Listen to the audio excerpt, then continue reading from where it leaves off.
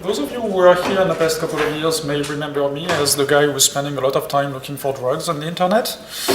And what I'm going to present today is one of these lines of work on online criminality, and specifically what is happening with online pharmacies. And this is something that pretty much all of us have been exposed to in some form or another. Pretty much anybody here, I assume, has an email address. And if you have an email address, you have received some advertisements for Viagra, Cialis, or other products.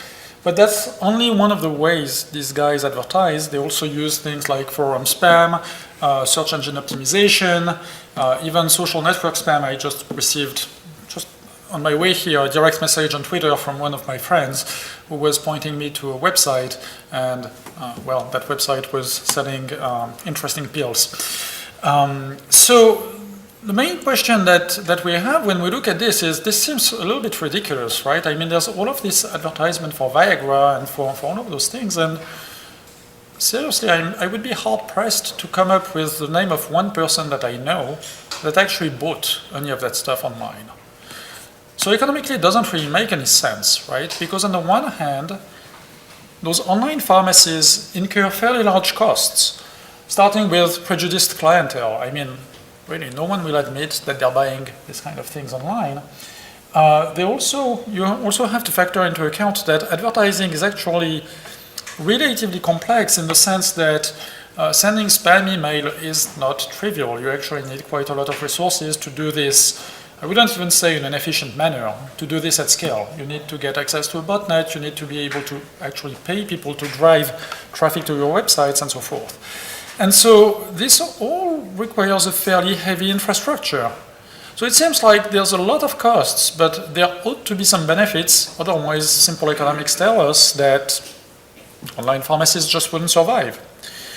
So on the benefit side, well, first of all, you have a lot of cost savings. As I was mentioning earlier, the person who is running an online pharmacy, the person who is running that website, is actually not the person who is also sending you that spam. They're also not the person who is poisoning search engine results to drive traffic to that website.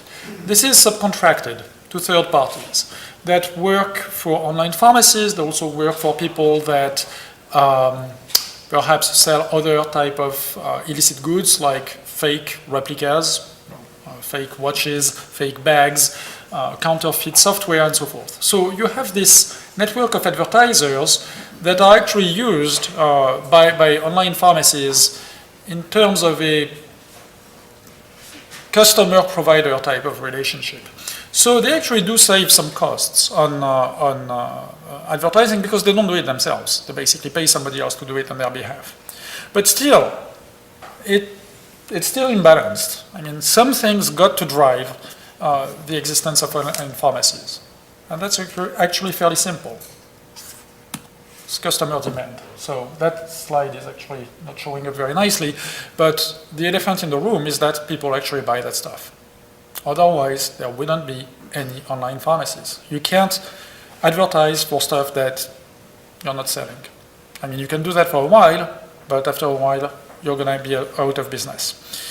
So the idea is that there is customer demand, and it's probably a little bit hard to figure out what it is, but we need to figure out what it is so that we can understand what is it that makes the success of online pharmacies possible, and whether or not, if we think that online pharmacies, illicit online pharmacies are a bad thing, this can also lead us to devising some perhaps viable intervention policies.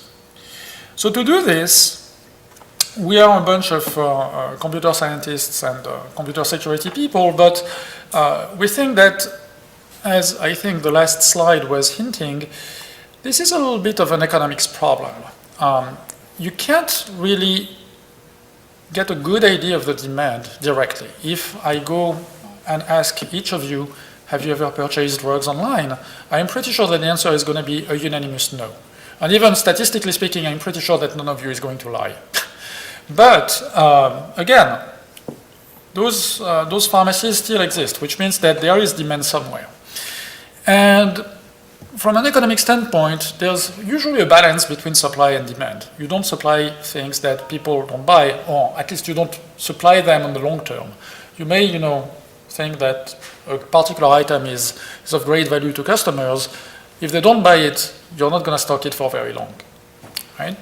So the idea is that if we manage to look at the supply, we will be able to understand the demand. And looking at the supply means you're doing two things. Going to those online pharmacies and studying the characteristics of prices. What is it that they're selling? At which price are they selling it? And how different is it from legitimate online pharmacies? There are some legitimate online pharmacies, and we want to essentially try to compare how the unlicensed / illicit online pharmacies are competing with those more respectable outfits. We want to complement this with the study of inventories for two reasons. First of all, we want to see if they're competing purely on prices, namely, are they cheaper? Is that why people buy there? Or do they sell different stuff?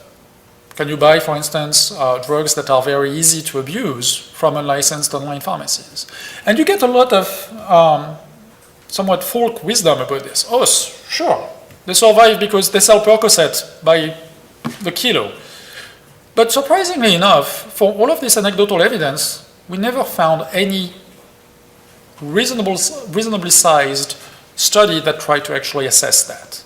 So we tried to actually look at this because essentially there was a lot of, again, folk wisdom without much of a controlled measurement study to back that folk wisdom.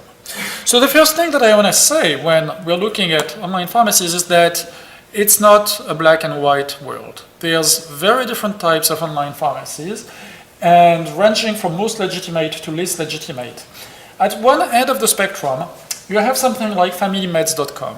This is an online pharmacy which is essentially an online replacement for your mom and pop store at the street corner. They do ask for prescriptions. There is oversight. They do have a pharmacist as part of this company that is vouching for the respect of the law and the quality of the prescriptions that are being sold there. That pharmacy and many others, there are actually large companies that actually sell online as well. Those are endorsed by the National Association Board of Pharmacies, which sets forth a bunch of criteria. For instance, as I mentioned, you need to have a pharmacist that is in charge of vouching for the pharmacy. They need to not sell drugs that require prescriptions without checking prescriptions, and so forth. Then, a little bit less legitimate than that, you have things like eupills.com that are a little bit dodgier. They are not licensed, meaning they're not legally authorized to operate in the United States. They don't care, they're in Switzerland. They're also not blacklisted, meaning they don't appear in any blacklist. No one is telling you, don't go there because you're really buying junk from them. They're just kind of in some sort of void. They exist. If you buy there, well, you don't necessarily know what you're going to be getting. You don't have a strong endorsement from any regulatory agency. Usually that means they do not meet requirements for licensing. So some of them are dodgy, some of them are a little bit less dodgy, some of them may not have like a US accredited pharmacist on board because they're operating out of, I don't know, the Bahamas or some other place. But it doesn't necessarily mean that they are actively malicious and actively trying to sell bad products or unregulated products. Then you have pharmacies that are actually not recommended. That means that the National Association Board of Pharmacies looked at them and determined that they were in clear violation of one of the rules that you need to fulfill to be actually recommended. So essentially those are pharmacies that have been blacklisted. That includes things like zeromeds.com. Then you have even less legitimate than that. You have some pharmacies that are not only unlicensed, but that are demonstratively abusing advertising systems. For instance, Canadian Pharmacy is well known. It's actually a front for an affiliate network called GlavMed. They are known as being a large generator of email spam. They are known, we have shown this in a previous study, to be a large generator of search engine poisoning and search engine spam. So essentially those guys are not licensed. They are actually surprisingly not necessarily blacklisted. Canadian Pharmacy was, but some of the other guys that are using the same techniques are not. But we do know that they are using not even dodgy techniques, but completely illegal techniques. Spam is illegal. Search engine poisoning is illegal. When you start compromising web servers that belong to other people, when you start breaking and entering in machines to advertise for your pharmacy, you're definitely not doing something that is legal. And completely at the extreme of the least legitimate possible, but for some reason it's actually to such an extreme that it's maybe not as bad as Canadian pharmacy. You have something like Silk Road, which is an online anonymous market where drug dealers offer you whatever you want. You want pills, they have them. They're not going to check for prescriptions. You want heroin, you want cocaine, you want pot, you can buy it on Silk Road. The thing that is interesting about Silk Road is that it's a black market. It does not make any claims of legitimacy. So you don't have fancy icons with guys that look like doctors on it. No, you go there, you know what you're in. There's no confusion possible. You know that you go there to actually buy drugs. So for this type of study, we are primarily going to focus on the first four types. I mean, the anonymous markets are a whole different thing. We collected some data. We scraped for prices and inventories, as I alluded to earlier. We went to one licensed pharmacy, familymeds.com, because, well, they had a lot of easy-to-fetch data, and we were able to compare it with major pharmacy chains, as I will discuss in a few minutes. And we also looked at 265 abusive pharmacies. So those are pharmacies that are unlicensed. They are not being endorsed by the National Association Board of Pharmacies. And we know that they're using security attacks to actually advertise their products. So specifically, those pharmacies were gathered as part of another study where we actually looked at illicit advertising on the web, and we figured that this black hat advertising, if you will, was leading people to those pharmacies. So we have a corpus of 265 unlicensed pharmacies, and we scraped their inventories for about 6 months in 2012. Because that data set all came from a measurement study that was looking at illicit search engine advertising, we wanted to make sure that none of the results that we would get would be an artifact of the data collection primitives that we were using. So we complemented it with another set of 265 pharmacies that were not in that set of abusive pharmacies, but that were blacklisted by the National Association Board of Pharmacies. Reasons why they were blacklisted are not necessarily clear. It's a bit that says blacklisted or not blacklisted. Those people were blacklisted maybe because they didn't have a pharmacist on board, because maybe they were caught red-handed selling prescription drugs without prescription, maybe they were audited and determined not to actually fulfill any requirements. There are a little bit more than 9,000 such not recommended pharmacies. We sampled out 265 of them. We also compared this with Silk Road, with the black market, but I don't think I'm going to go in much details about this. I refer you to the full paper for that discussion. The more interesting part is that the scraping was not that straightforward. So it may sound ridiculous to say that scraping is not straightforward, given that it's basically an exercise that you could ask an undergraduate student to do, and they would come up with a scraper in a couple of days, if that.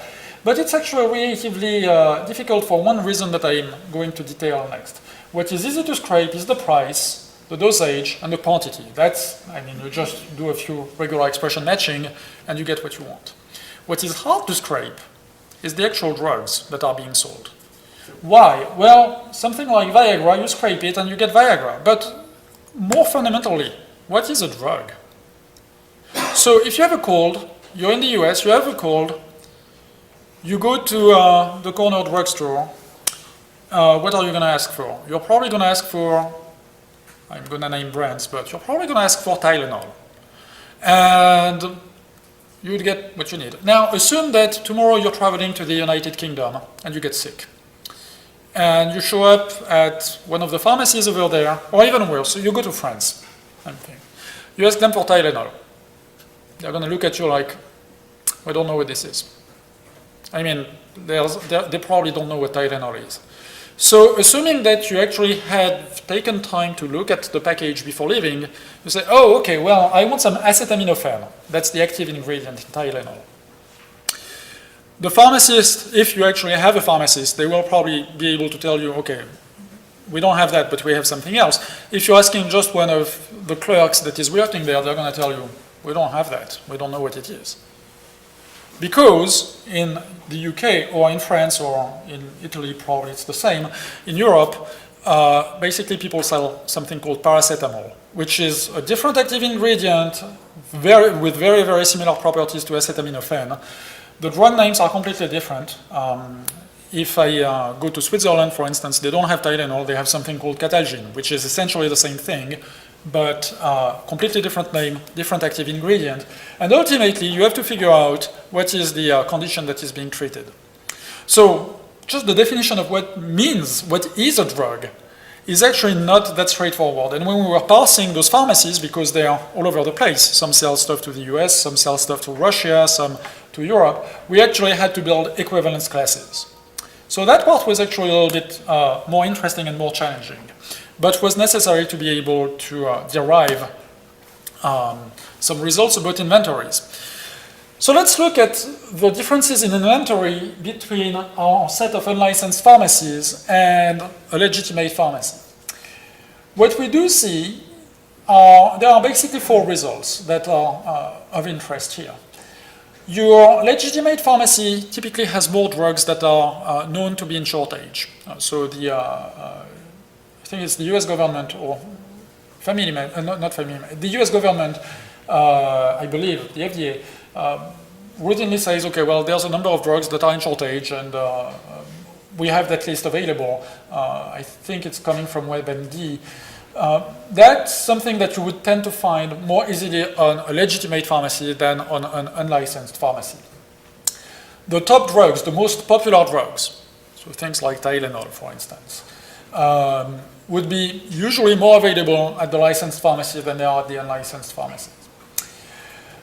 Narcotics and scheduled drugs, let me dispel a myth right away. You can't usually buy methadone or things like that on unlicensed pharmaceutical websites. They actually don't sell that kind of stuff either.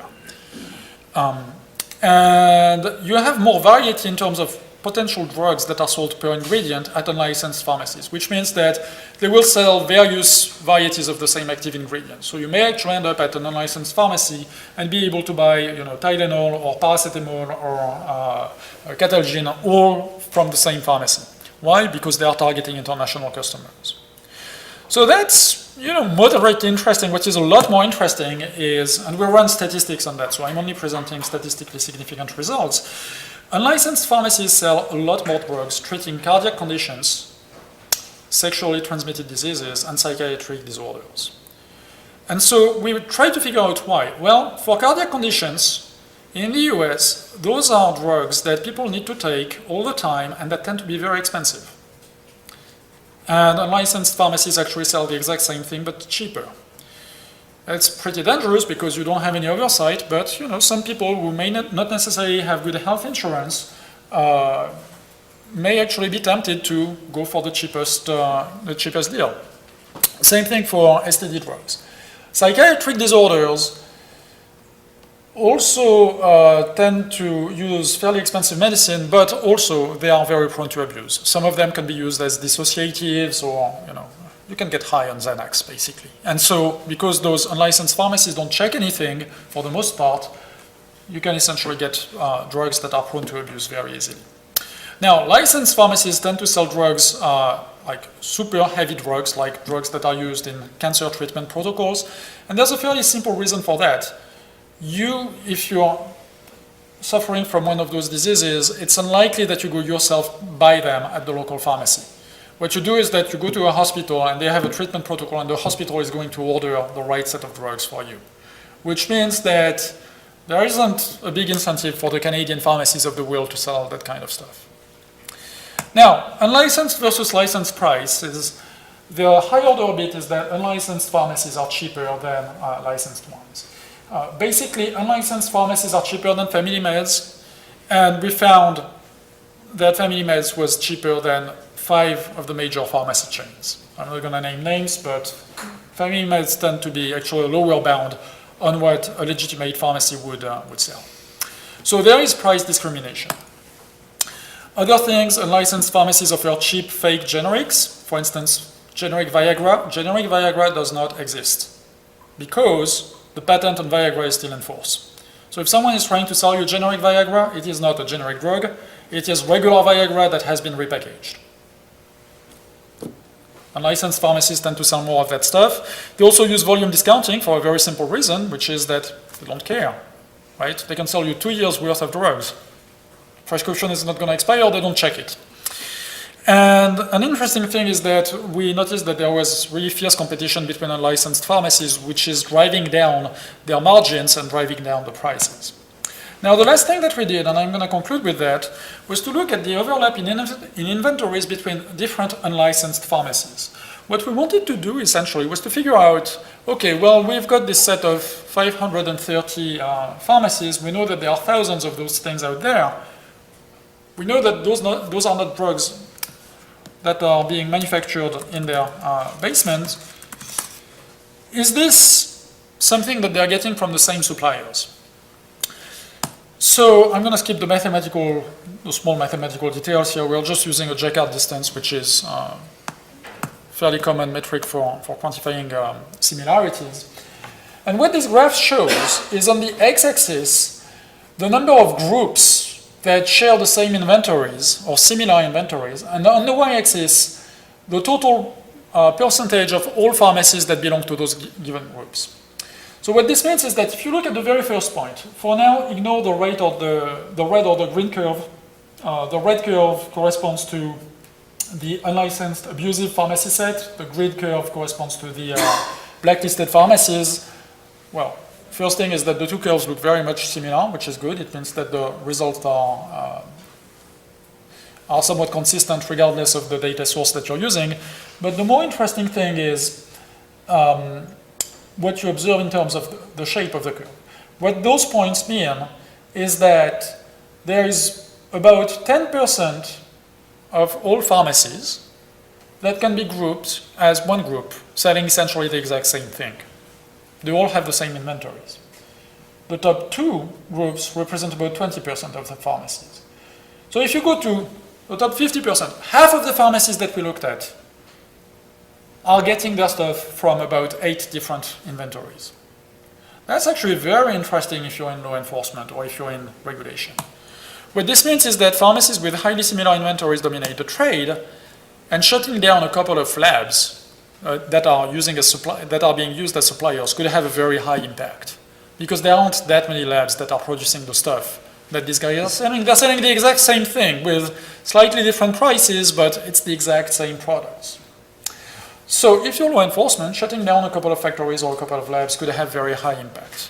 If you're an academic like myself, you find this interesting because you just found a property of that network, of that ecosystem, which was not necessarily very obvious at first glance, because we are looking at really a large number of pharmacies overall. So to conclude, online pharmacies, I wouldn't say that they thrive, but they survive because they provide good incentives for customers. Cheaper prices, volume discounts, extensive inventory, and there's going to be a demand for that kind of things. A possible intervention strategy is to try to go after the suppliers instead of trying to shut down all of those domains that are hosting pharmaceutical affiliates, or instead of trying to shut down the websites themselves. It's probably a better idea for something like Interpol to try to see where those drugs are being produced and try to go back to the suppliers.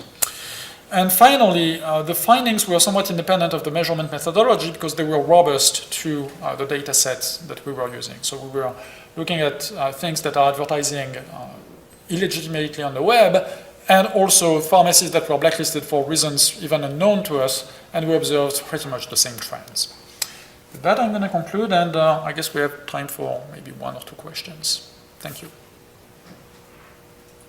So at the end of the day, are you more worried about safety or stopping the crime of unauthorized distribution? That's a good, that's actually, so my personal interest is not necessarily in actually intervening against these people. It's in trying to explain how those networks work so that if we decide that they are acting illegally or in an undesirable manner, we can quickly find how to intervene.